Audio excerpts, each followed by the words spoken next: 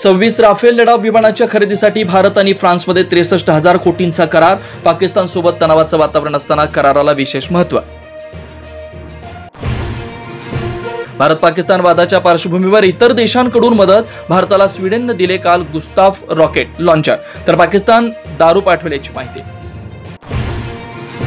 धर्मविचाराला दहशतवाद्यांकडे वेळ कुठे आहे? काँग्रेस नेते विजय वडेट्टीवार यांनी घटला असंवेदनशीलतेचा कळस। वडेट्टीवारांवर देशद्रोहाचा गुन्हा दाखल करा, नितेश राणेंची मागणी।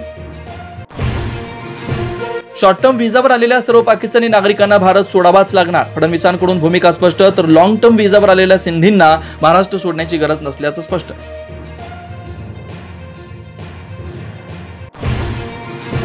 पाकिस्तानी क्रिकेटपटू शाहिद आफ्रिदीच्या उलट्या बोंबा। भारत हल्ले घडवून आपल्याच लोकांना मारतो असे तोडले अकलेचे तारे। 5 लाखांहून अधिक पाकिस्तानी महिला भारतात। भाजप खासदार निशिकांत दुबेंचा खळबळजनक दावा। लग्न करून भारतात राहणाऱ्या महिलांना नागरिकत्व नसल्याची दिली माहिती। पाक व्याप्त काश्मीरमध्ये मोठ्या प्रमाणात निदर्शनं। गिलगिटमध्ये पाक विरोधात हजारो स्थानिकांच्या घोषणा। पहलगाम हल्ल्यानंतर पाक विरोधात असंतोष।